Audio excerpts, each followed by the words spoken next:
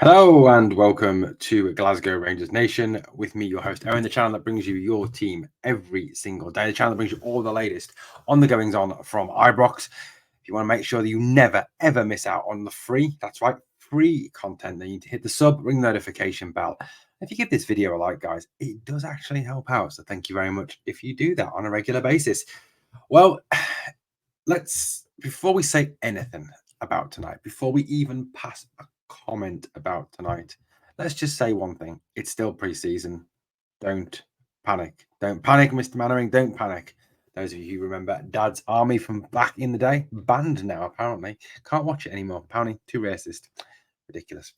Anyway, Rangers tonight took on Olympiacos at Ibrox in the penultimate pre-season friendly. And obviously the last pre-season game at Ibrox.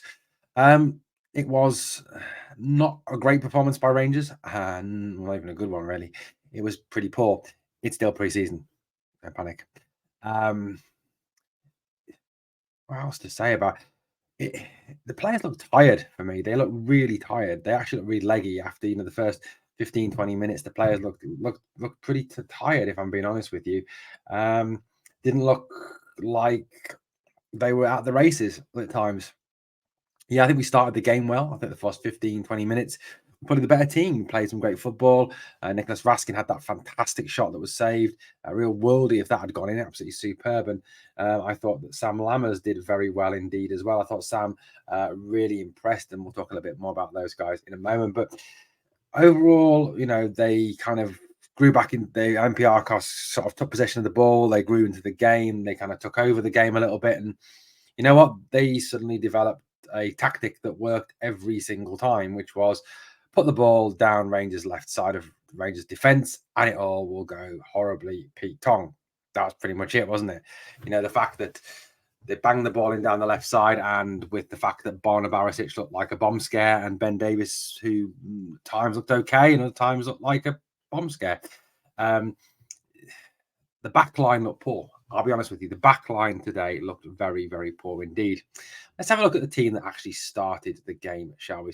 So when I saw this team earlier, I was a little bit surprised by it. I wouldn't say this was. I would say that this is missing a few stars. I think there's a lot of players who will start perhaps against Kilmarnock. In a week and a bit's time, in 9-10 days time, whenever it is.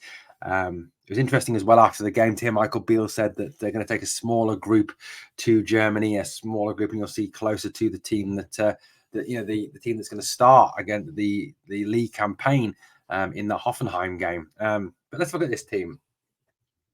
Crowley in goal, back four, Tav, Suter, Davis, Barisic. Midfield three was Dow, Raskin, and Cantwell. Forward three was Lammers, Seema, and Dessers. On the bench, well, we look at the bench for a moment. There's a few surprises for me on the bench as well. You look at that team and their subs. They're obviously Butland, McLaughlin, Ruban, Lundstrom, Hadji, Matondo, Fashion Jr., Yefko, Rice, and Lovelace. Now, a few surprise names. I think, maybe tonight, given the fact that Michael Beale's now said that he will take a smaller group to Hoffenheim on Saturday, perhaps some of those younger players won't get their opportunity. That may be explaining why they were in the team tonight. But you look at that starting lineup, and I don't get the point of. I can kind of see why he played McCrory to give McCrory minutes. I get that kind of. I don't know why Barisic played. I'll hold fire on him for a moment. I don't know why McLaughlin came on in the second half. I really do not understand that in the slightest. Why John McLaughlin came on for Robbie McCrory in the second half. And he looked appalling. He looked absolutely appalling. Either play McCrory for 90 minutes or bring back Butland on after 45. To me, makes absolutely zero sense. McLaughlin, just absolutely shocking. Absolutely shocking. Some of his decision making, some of his attempts to stop the ball were Sunday League, I think, is the exact expression we may need to use for that. But remember, it's pre-season. Don't panic. One surprise was that these three guys did not feature on the bench at all. Obviously, with Kemar Roof and Tom Lawrence, you've got to hope that there's no underlying reason as to why they weren't included tonight. Hopefully it's just that they're resting them and Michael Beale doesn't want to rush them back. And both Tom and Kemar will get an opportunity on Saturday against Hoffenheim, hopefully either from the bench or from the start. So, I think that's one thing that is slightly concerning, shall we say. Let's hope there's nothing underlying. Now, for me, there is a major concern over Ryan Jack, though. Why has Ryan Jack not even been in the squad for the last 2 games? That kind of tells me, reading between the lines, and perhaps, perhaps I'm putting 2 and 2 together here and getting 6 or 8 or 15 or 347 million. I don't know. But Jack's not there 2 games in a row. Now, he might be there on Saturday. I get that. But he might be picking and choosing his games for him. Get that. But to me, it seems like something worrying.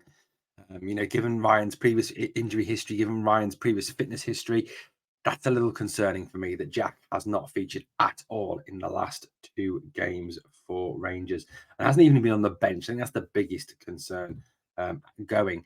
So a real concern for me on that one.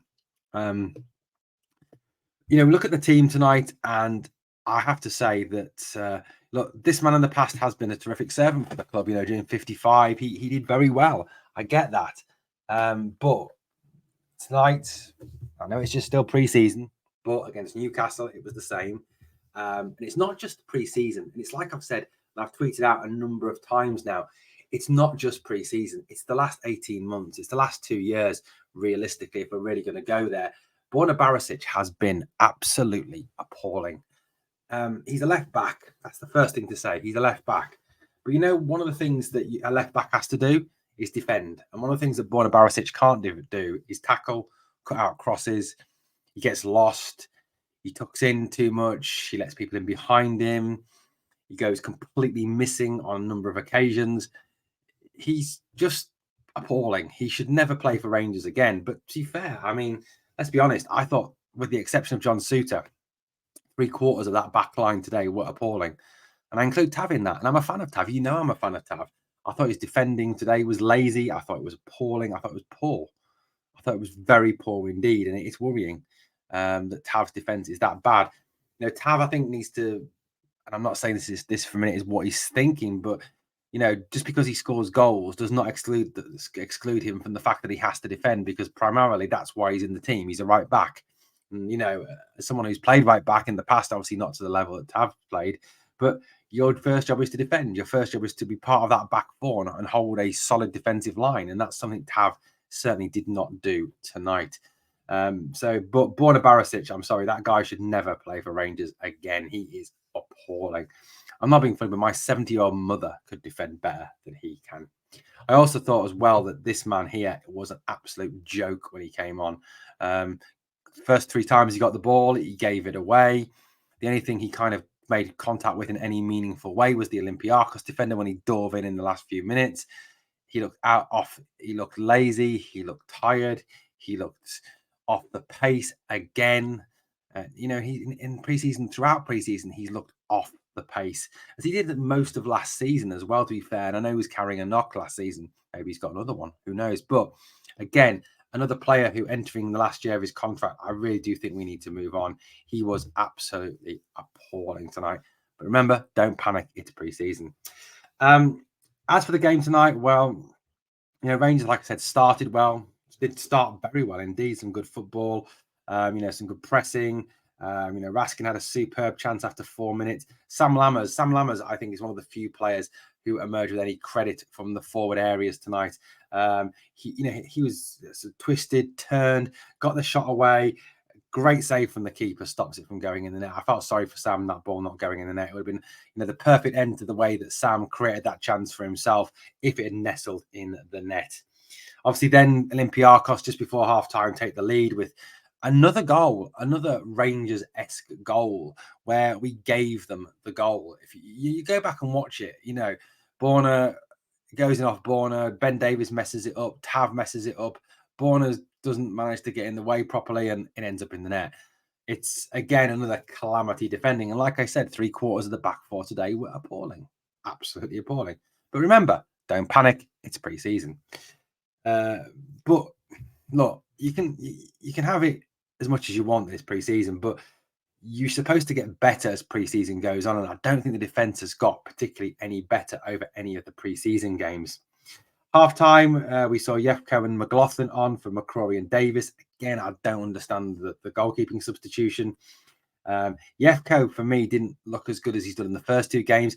I think, again, it was just the uncertainty. It crept into him, the bomb scare mentality that was in the back four tonight, with the exception of John Suter, I think kind of crept into Yefko. Perhaps also having Borna Barisic outside him again was not the best plan in the world. Rangers got a penalty. I'll be absolutely brutally honest with you, it isn't a penalty. VAR check, that ain't going to be given. If you watch it back in slow mo, Cantwell's on his way down before the keeper's anywhere near him. So he kind of bought that. And Todd, stop doing it, because you're going to get a reputation and you're not going to get things that you're supposed to get.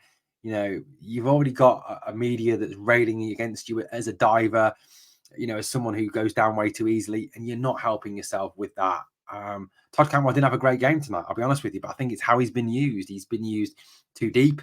I think we've taken away from Todd, in terms of not letting him play further up the field. He is a very talented player when he's further up the field. I don't think he had a great game tonight.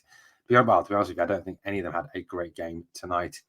Cavallo then scores a second. Again, absolute comic cuts defending. Yefko goes missing. Yefko goes missing. McLaughlin has a complete mess up of it. We end up 2-1 down. Again, it was another goal given to them. It was kind of a kind of Groundhog Day-esque flashback to last season, wasn't it? That was how bad it was. Seema had a good effort in the 61st minute that was well saved. First thing Seema had done in the game. Lammers had another good strike that was well saved. And then Olympiacos scored a third goal.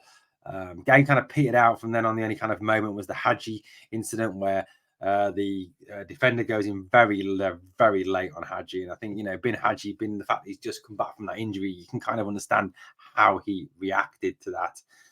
The game finishes 3-1 to Olympiacos. And overall, it was a poor display, a poor performance. Michael Beale said after the game, that's why we pick good teams to play against. But the defending wasn't good enough. Didn't take enough chances, didn't score enough goals. It kind of sounded like last season, to be honest with you. It kind of sounded a bit like a flashback to how it was last season. We didn't take enough chances. We gave the goals. With the money we've invested, surely that needs to have moved on by now. Yes, I know it's pre-season. Yes, I know it's not about results. Yes, I get all that 100%. But you've still got to kind of take from pre-season what you're given. And that performance was poor. It was very, very poor. You look at that starting lineup that went out there. McCrory was okay. Tav was poor. Suter, I thought, was good. Davis was a bomb scare waiting to happen. Barisic was just absolutely awful. Kieran Dowell did well. I think Kieran Dowell really suffered from the fact that he was trying to be left back, left midfield, left wing, trying to play a number of different positions, and that's worrying. That Kieran Dowell, that's why he perhaps didn't get the best out of him, because he was trying to do three men's jobs, and that's difficult. I thought Raskin did well again. Raskin is a class act. Cantwell was poor. Lammers was very good. I was very impressed with Sam Lammers, with his technical ability, his chance creation, his ability to create for others. He is a good player, technically very good. Seema was okay. I thought Dessers was poor. I don't think he didn't get the service, don't get me wrong, but he didn't get involved enough. He didn't, create anything for himself. I thought he was very, very poor, if I'm being honest. There's still an awful lot to work on, an absolute shed load to work on for Michael Beale and this team. Now, I know Michael Beale said that we'll see somewhere closer to the starting lineup we're going to see on the first day of the season at Hoffenheim. I know he said that they would be taking a smaller group away to Germany this Saturday, but there's still a hell of a lot to work on, and that defense is a bomb scare. It's an absolute bomb scare waiting to happen. And number one, we miss Connor Goldson. I know that's not going to be popular with a lot of fans, but Connor Goldson is the organizer, he's the communicator back there. I think we do miss him when he's not in the team. So Connor is a big miss, but I do still feel we need another centre half. We need a centre half, a left-sided centre half, whether that's Austin Trusty or Cresswell from Leeds. I don't think Panzo's the answer. I don't rate him. I think he's another bomb scare waiting to happen.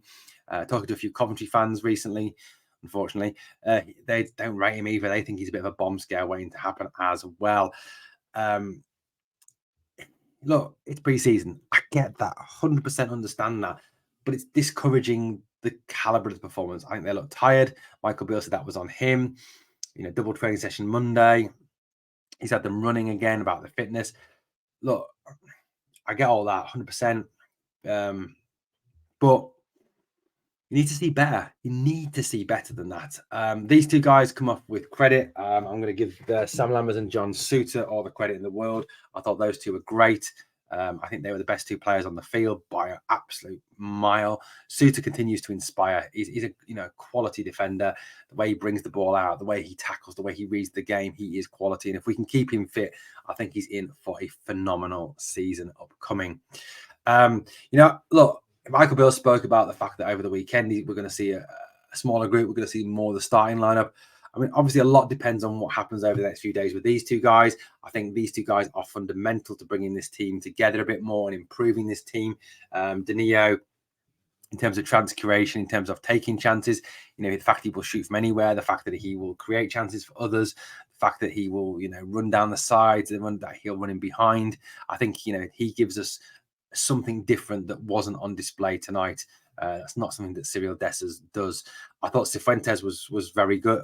Cifuentes will be a very good addition to this team. Again, another box to box.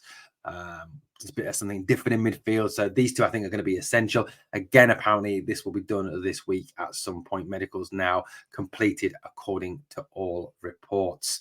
But a very disappointing night for Rangers. Very disappointing night. There's an awful lot to get better before that Kilmarnock game.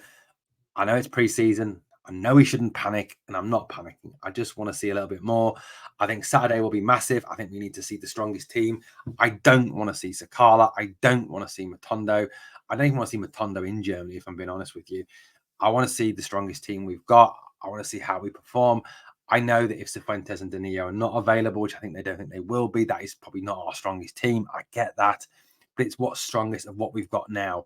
So, but I don't want to see team players play for the vast majority of the game, unless Michael Beale feels the need to shake it up after 60, 70, 80 minutes.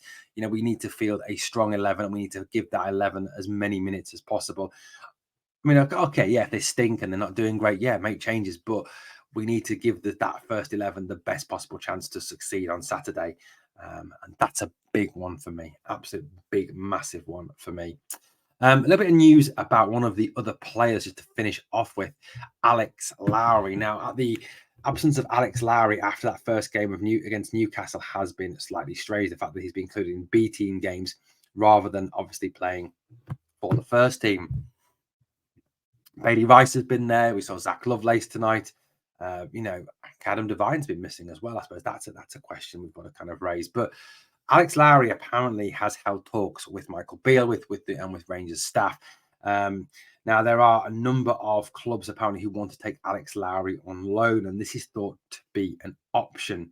Apparently, newly promoted League One outfit Northampton are very keen on taking Alex Lowry on loan for a season.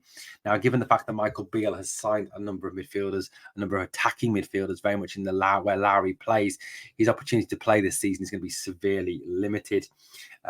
Northampton boss John Brady is keen to do a deal for Lowry and add him to fellow Scottish under-21 Mark Leonard, who had a very successful loan spell last season from Brighton. Now, Lowry has been training regularly with Rangers first team, but it's felt that there is a possibility that he could be sent out on loan. And a lot of people do favour a move south of the border. Quite whether that will be to Northampton, is that a good enough standard for Lowry? I suppose that's open for debate, but it does seem like it is a very real option that Lowry will be allowed to leave on loan at some point this summer before the transfer window closes. Let me know what you think of that in the comments down below. Well, that's pretty much it for today, for this morning, for this afternoon, for this evening, depending on when you pick up the video. Like I said, a disappointing performance last night from Rangers. Let me know what you thought. Let me know your thoughts on the game last night. I'd love to know what your impressions are. And always remember, look, it's pre-season. We've still got a lot to learn. Yes, there's still a lot of development. There's 10 days to go for the team. There's 10 days for the team to develop. Still, I think a big, we can kind of draw more of a conclusion after Saturday's game against Hoffenheim. If we see a similar performance, then I think, yeah, there will be cause for concern, given the amount of money that's been invested, especially if we're not scoring goals, considering the amount of money we spent on players in forward positions. Well, let me know what you think, like I said, in the comments below. And also, if you've enjoyed the content, please hit the sub, ring the notification bell. And remember, this is free, it doesn't cost you anything, and it will keep you up to date with all the latest goings on at Glasgow Rangers. All right, okay, guys, let's finish it off. I need you to do two things for me. Number one, smash the like. And number two, remember always, we are the people.